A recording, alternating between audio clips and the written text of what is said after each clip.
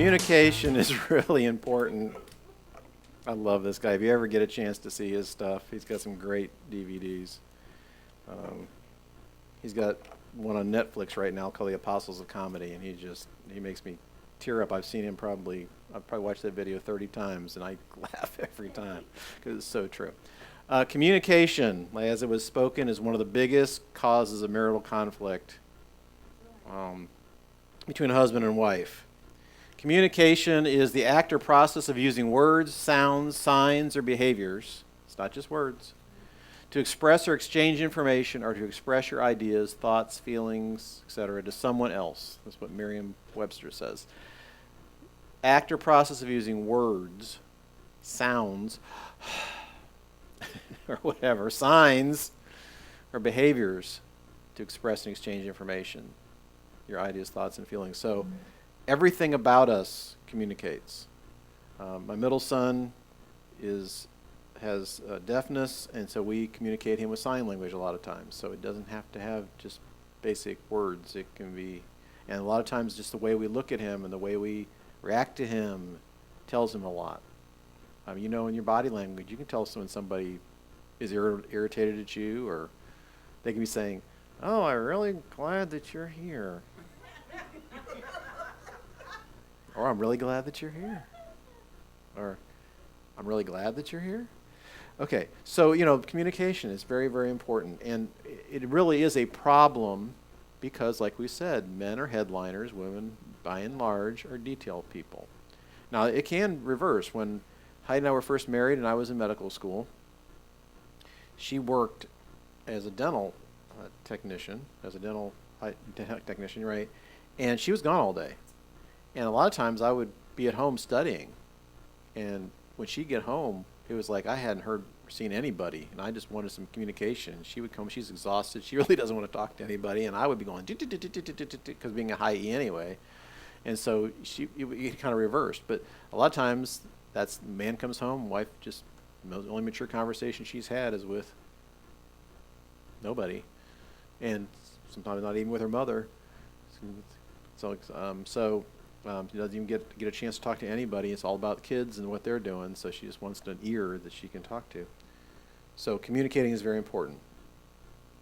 Communication problems.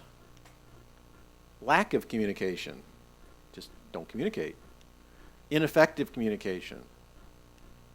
Unproductive communication. Now, what's the difference between ineffective and unproductive? Ineffective is just you're not communicating well. Unproductive is it's not getting to the place you want to be. And then there's counterproductive communication. It goes the opposite of the way that you want to be. Okay. Lack of communication is easy to solve. Just start communicating. Just make a decision to start spending time communicating and talking. And like I said, my friend, every week he has a date with his wife, and that's their thing. Just how are things going? Because she works and he works, and actually he's at home most of the time, and because he works from his home, and she's out. She works in the airline industry, and so they just need time where they can not be like ships passing in the night. And so they carve out a time that they're going to go out and they're going to go to a quiet restaurant, and they're just going to sit there and talk. So just start communicating. Causes of ineffective communication: attitudes, environment, poor communication skills, different communication styles. There's cultural communication differences. A lot of, in the United States, there's a lot of people who get married from people of different countries, and even the culture are different. I know Heidi's parents came from Germany, and a lot of the jokes that we tell in this country, they have no clue, because most jokes are irony or sarcasm or satire. And in their country, there's different things that are ironic. And so, we could tell a joke, and they would go, "That isn't funny." And in their culture, they tell jokes, and I'm like, they think it's funny. And I'm like, so there's cultural differences. There's cultural communication differences. There's love language differences. And we're going to take a love language test here in a little bit.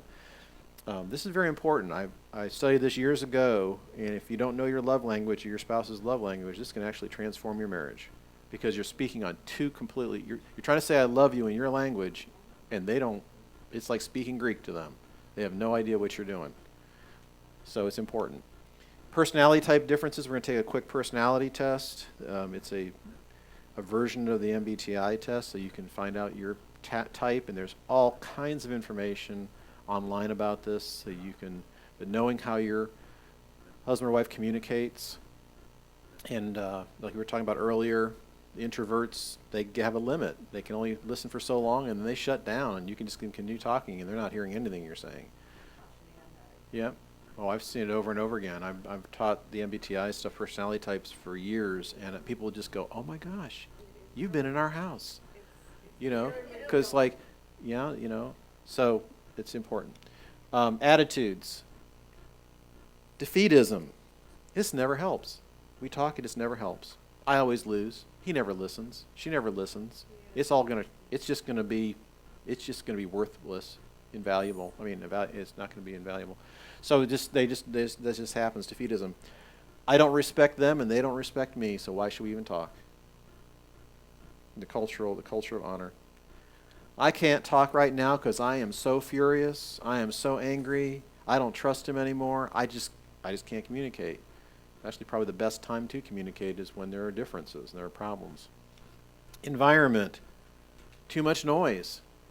This is a problem for young couples that have kids around the house. Just, zooming here, zooming there, doing this. Oh, we got to go upstairs. There's never a quiet time that they can do this. And I don't really advocate communicating at night before you go to bed. I'm talking about just before you go to bed, because you're both tired and you really can't communicate well, and you're pretty much zoned out and you just want to go to sleep.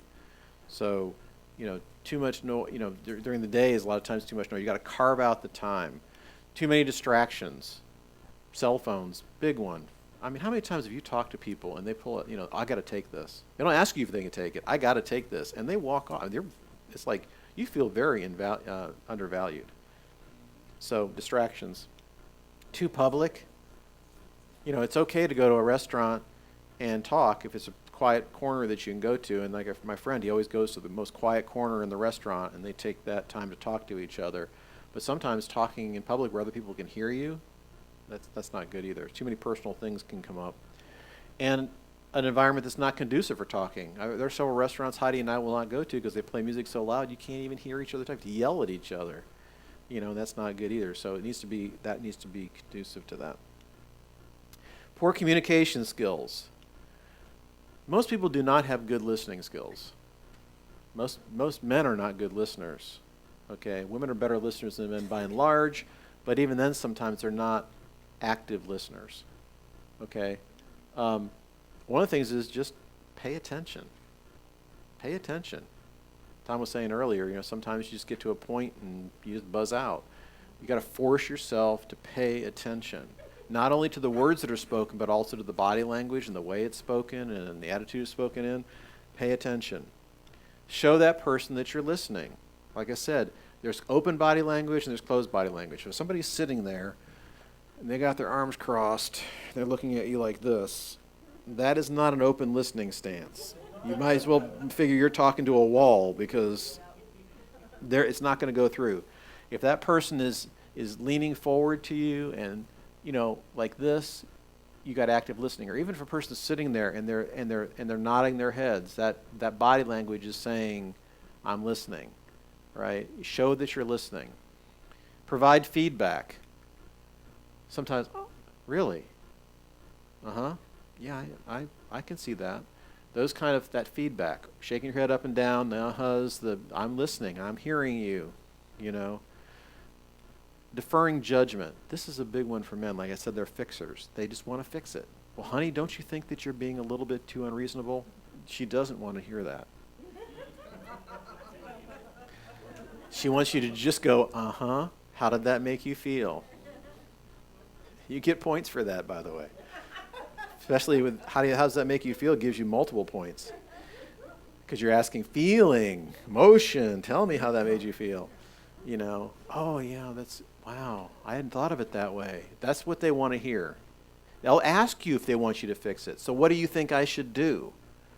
And then when you answer that question, make sure that you're thinking about it in terms of them and not the other person.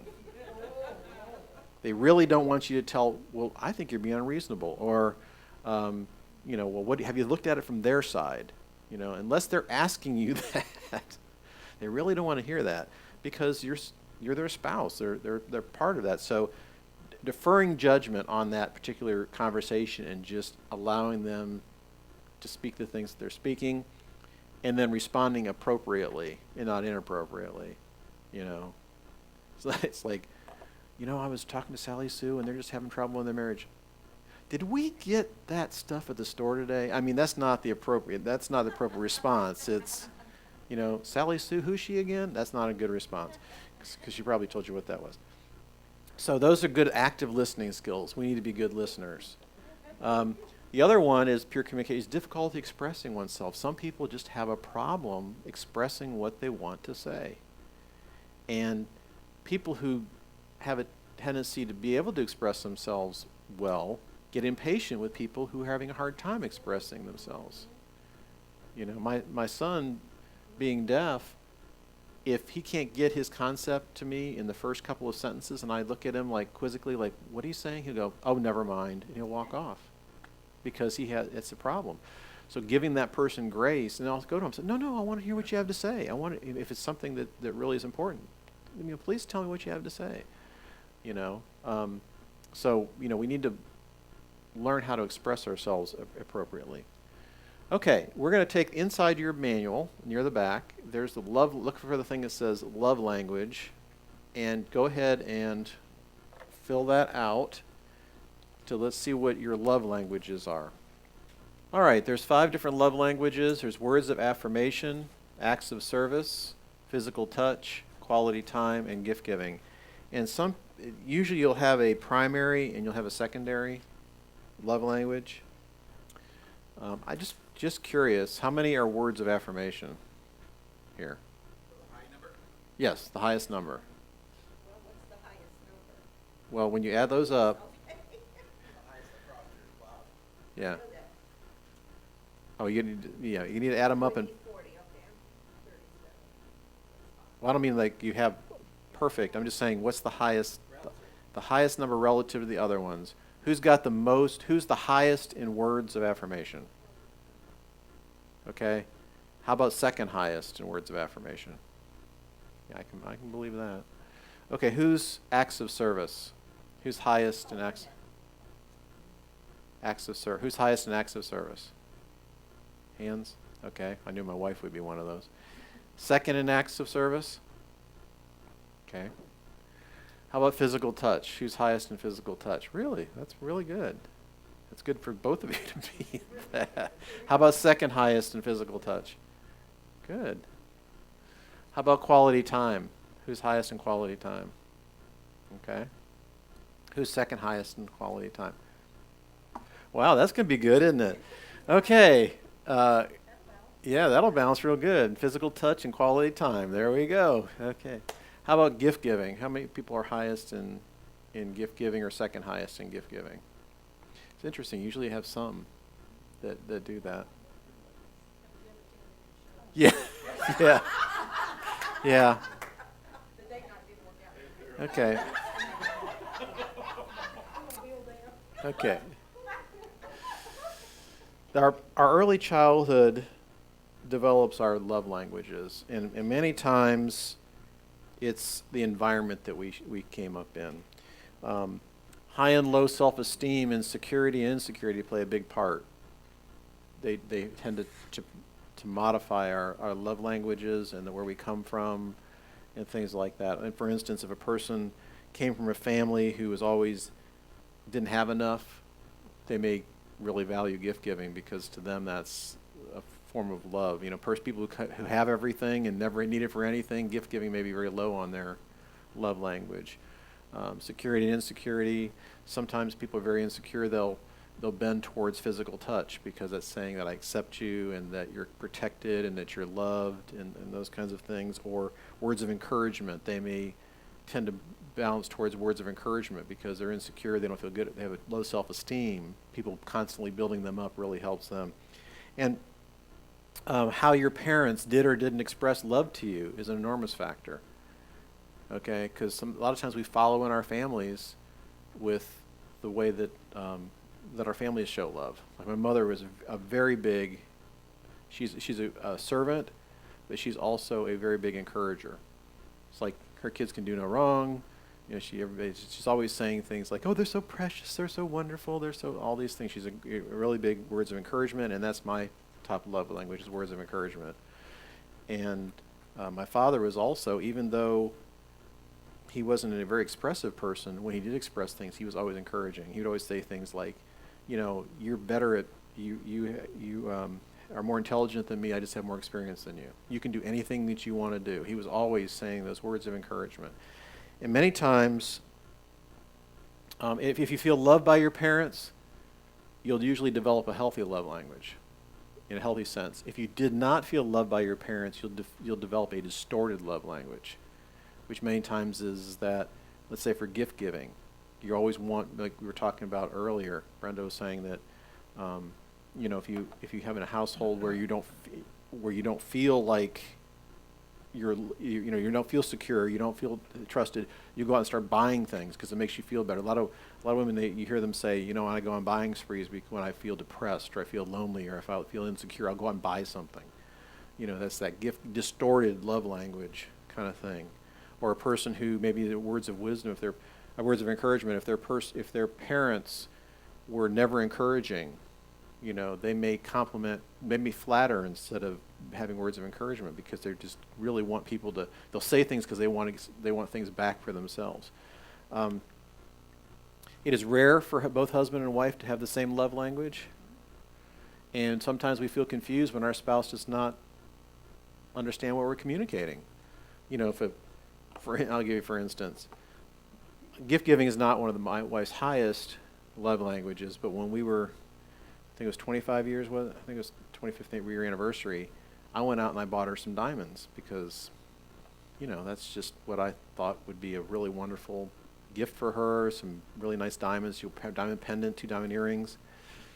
And so I went home and I presented this to her and she goes, "Oh, I'd really rather have a guitar."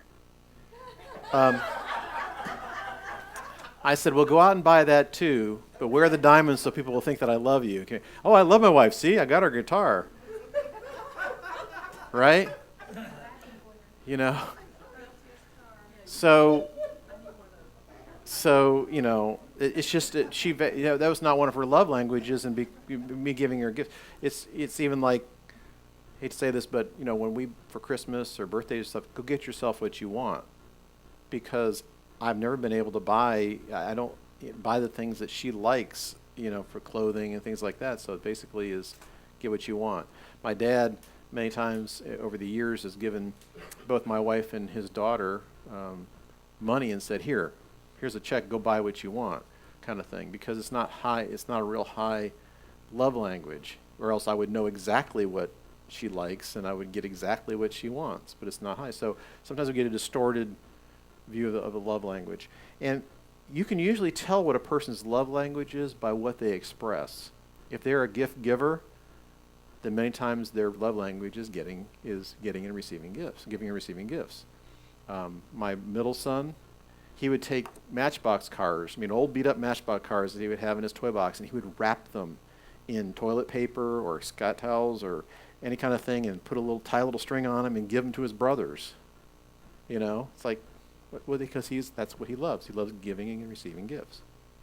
So I like words of encouragement, so I give words of encouragement. I'm a constant encourager. So a lot of times you can tell what a person is by what they are doing. So even if you wouldn't have done this test, you could say, how does my wife express her love to me? Well, she gives me gifts, and she serves me, she does these things. You can say, well, that must be her love language. And so when these two love languages don't match, is when it causes a lot of problem, because you're speaking a foreign language. It's like you're speaking Greek. You're saying, I love you, and they're going, what's this? Right? So knowing your love language, you can focus on that. And just like with any language, you can learn to speak that language, and especially the language of your spouse. So once we identify and learn to speak our spouse's primary love language, we can discover one of the keys to a healthy marriage is speaking their language. And see, my wife hers is acts of service is a big one for her. Mine's words of encouragement. So she likes words of encouragement, but it's better when I serve her. Okay, when I take my plate up from the table, wash it off, and put it in the dishwasher. When I vacuum the floor, when she doesn't ask me. One of the things she used to say when we were young and first married, I started making the bed. We had a water bed, I think, at that time, and I was always the last one out of bed because she had to go to work, and of course I was in medical school, so I had different hours. I would always make the bed every day. And she would say that to people. You know, my husband makes the bed every day. Because her acts of service, to her, that was important. I got points for things that I do. And just like we were having a discussion the other day, we were she went out to cut, she goes, I'll go out and cut the grass. 'Cause for her, expressing love is me doing things for you. So she went out and cut the grass. And I said, well, I'm just going to go out there and I'll just help her cut the grass. And so normally what I do is I take the little lawnmower. She takes the tractor and she rides around the tractor. I take the little lawnmower and I do all the little cuts that she can't do with the lawnmower. But that day I decided, let me go out. I'll just cut the whole back lawn. So I just, I make it real pretty. I'll cut it back and forth. I didn't go around and around like this. I went back up and down because she kind of likes it that way too. And I got done with, just as she was pulling the tractor in the back of the lawn, she cut the little last portion and she went on. And she said, I thought you were going to come out and cut those little things around there for me. See, because even though I was cutting the back lawn, that was not an act of service to her. Coming out there and helping her cut those things were an act of service to her. See how that love language works? So I've got to be cognizant of that. And I've got to, just when she says, well, I'm going to go out and work in the garden, if I would go out there and help her, that would be an act of service. She's showing her that I love her. Okay, going out there saying, hey, honey, the garden looks really great. Oh, man, I just love those tomatoes. That's not going to do it for her. But going out there and helping her, that's going to show her love. So these love languages are really important, that we know what our spouse's primary and secondary ones are. So words of encouragement it's like I said, it's one of the big ones that I have and that I love, is just always building up people, is always saying words to them to encourage them to go on. And when they're depressed or they're down or they're not feeling good or whatever, hey, what can I do to help you, build you up? Is there anything that you need from me in those areas? And just speaking words of encouragement to those people. A lot of teachers, that's what their love language is, because they like to encouraging teachers, people who love to get up and do, a lot of your pastors that do seminars and things, and that's their words of encouragement. Many pastors, that's their love language, is words of encouragement. They like to build people up, exhort them, and things like that. Well, if in my life, if Heidi serves me, it's okay. I love that. But if she builds me up, that's when she tells me that she loves me. Like I said, when I'll live with you in a shack, even, it doesn't matter what we have. That's a word of encouragement. Honey, it's going to get better. That's a word of encouragement. When I was disabled for those 3.5 years, honey, if I have to put you on my back and carry you over the finish line, we're going to get through this together. We're going to see you healed. That's encouragement. Those are words of encouragement. That's what's important to me. So if your spouse, if that's their love language, if you hear those coming out of her mouth, like the cheerleader, rah, rah, we can do this, that's her love language. She's going to want that back. And many times it's even writing a letter and saying how much, I love it when my wife writes me a card and tells me all the things in there, how much, I thank God that, that he gave you to me, and that, I'm glad I said yes all those years ago. To me, that's better than getting a present. I'm not a real big present person. I'm not a really big gift giver-receiver person. Okay, so words of affirmation. Acts of service. There are probably more people out there who are servants than anything else. That's one of the biggest love languages, is serving people. And it can be in any fashion. Heidi, if she's anywhere, she's serving somebody. If we go to an event here at Impact, she's always the last person here cleaning the stuff off the tables and throwing things away until I say, this time you're not going to do that. You're going to go home. So you're worn out. But she's always going to be serving someplace. Even today, it was getting the stuff together, getting the pens together, getting everything for you, serving. So how do I express love to her? If I do acts of service, that's going to express love to her. Okay? Physical touch. This is a big one. This is huge in a marriage, because there's one who has a gift, a love language of physical touch, and the other one doesn't. They feel unloved. And a lot of marriages, like we said before, the husband only touches his wife when he wants to have a physical relationship. And that's a big one. And so they're craving that touch. And this is what drives a lot of people, especially women, to go off and look for somebody else. It's because they're craving that physical touch. They didn't get that when they were a child, and they really crave it. Or maybe they did get it, and that's how the expression of love is is supposed to be. And so being cognizant of that is things like I was saying about the guy in the truck, you know, come over here, let me put my arm around you, putting, you know, just, I know that part of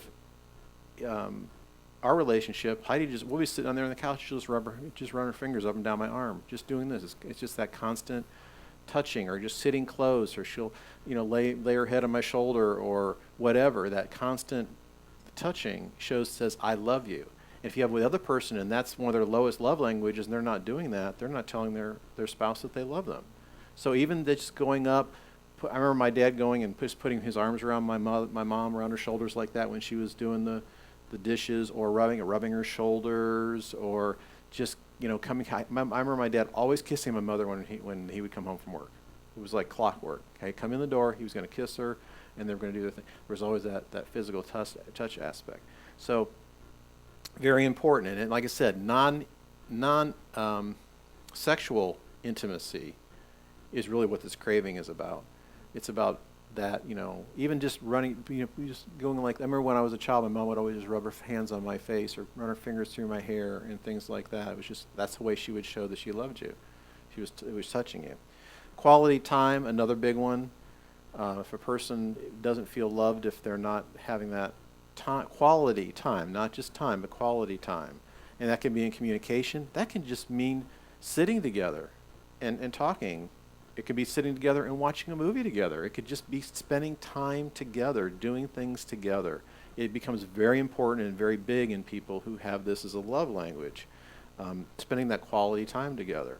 And if a person has this love language, they'll be expressing that. Can we just, maybe we can go to the park together. Maybe we can just, you know, go to the store together. Even walking around a mall is quality time.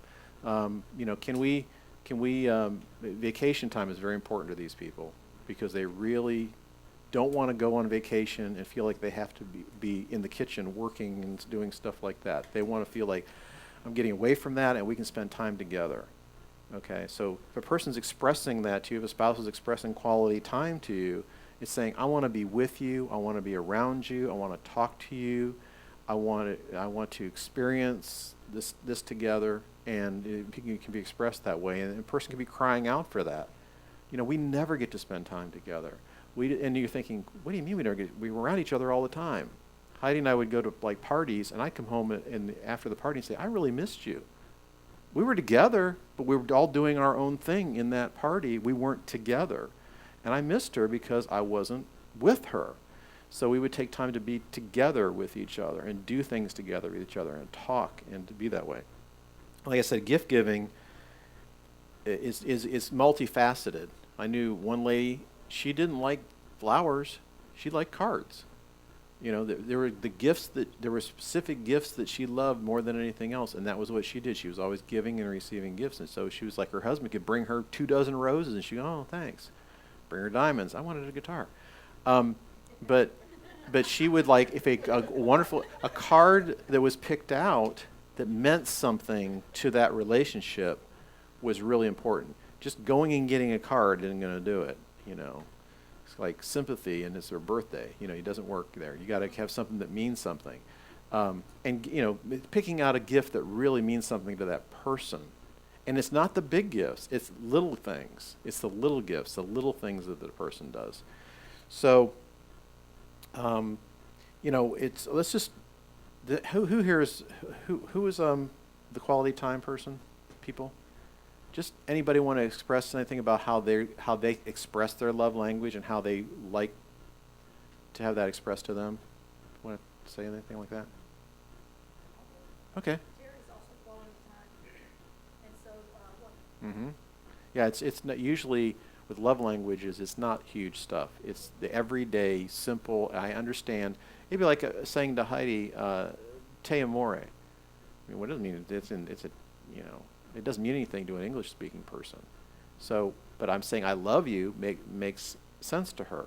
So if I say but I say I love to her all the time, but with love languages, it's saying the little things. If it's a gift giving, just a little thing, you know, something a little wrapped up, you know, a little box of candy or something, or bring home a Subway sandwich for somebody. You know, like, hey, I was thinking about you, and I brought this home for you. I know that you were really tied up today and didn't have lunch. Or my son, or my youngest son's, he's always bringing something home. He works at Arby's and Bojangles. He's always bringing us home something. He'll say, if he comes home, he'll go, hey, Dad, do you want some of this jalapeno, these little breads? You know, he's always thinking about bringing something home to us. He's always bringing something home. So it's the little things, but it's like he's saying, I love you. And so that's really important. Anybody acts of service in here? I know Heidi is. Anybody want to just express how they how they express or receive acts of service? So how do you keep up, Deborah? Ding, ding, ding points. I mean, my goodness, you're behind.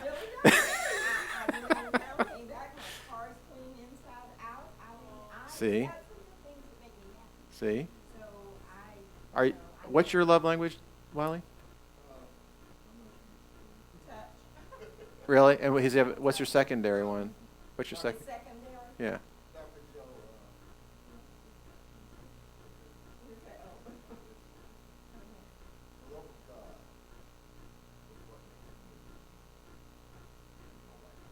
Mm-hmm. But you figured out her love language. That's the thing.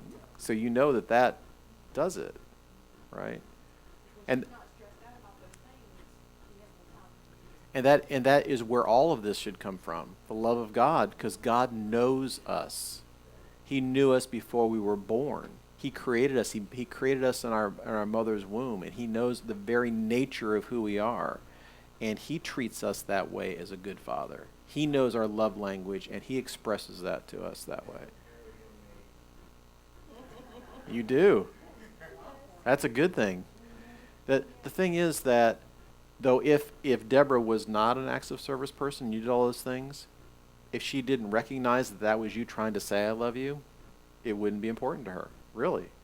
So that's why this is so important. You can do if you are a words of encouragement person, your wife's an acts of service person, you will be doing this all day long. You're sitting there, I'm expressing love to you, and she's going, I don't feel loved.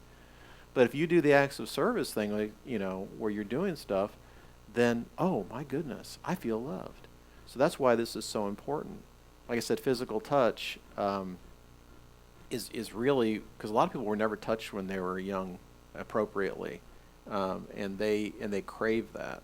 So knowing how your spouse likes to be touched, some people they love physical touch, but they don't want it in public. They want it only in private. Just knowing that person and saying, okay, I understand your language is physical touch. Let me learn about you. Let me get a PhD in physical touch in your aspect and find out how you like to be touched and what's nice to you. I mean, like when I was young, my mother used to run her hands through my hair, and I loved it. As I got older, I don't want anybody touching my hair. It's kind of like, it's hard enough I got this hole in the top of my head. It's hard enough keeping it looking good. So, you know, so you have to understand what that person likes in that kind of physical touch. Exactly. Big time. You know, we're talking about marriage, but this is huge with kids. You got to find out what their love language is early and start expressing that in that way, because that they need to feel loved. And I think all three of mine are different in their love languages. So, and then gift giving, like I said, it isn't the big gifts with a gift giver. It's the Matchbox cars wrapped up in a handkerchief. It's the little note on the counter, or the little the one rose that's on the table, or it's the I thought of you kind of thing, like, hey, I saw this blouse and I thought you would look beautiful on you. Or, you know, a gift giver, knowing the sizes. When we dated, he brought me toilet seats and ladders. There we go. He knew that's what my house needed. Yeah, whatever, exactly. But a person who has gift giving, it's important to them to know, you know, it's like what. Yeah, it's but you know, but like I said, for a gift giver, it's a gift giver receiver. It's important that you know what size shoes they wear, what size blouse, what size, you know, or vice versa, pants, whatever it is, to know what their favorite color is. I bet you many spouses don't even know what their spouse's favorite color is, or what their favorite chocolate is, or what it is. For a gift giver, that's very important, because it says, I love you says, I just didn't get you something generic. I got something that reminded me of you. You know, I appreciate you. Very common. Like I said, it's the things your parents did or didn't do. It's the things that they gave you or didn't give you. And it could be that their love language was totally opposite, and they're like, this is the way I express love, just like Donna said. The person who's a gift giver is a lot of men are like this. They figure if you provide and you're giving, that's how I'm expressing my love. You know, and you hear it all the time. Well, I go to work and I bring money home. Well, how else am I supposed to tell you I love you? It's because that's what they are. So it's important for us to know and understand that.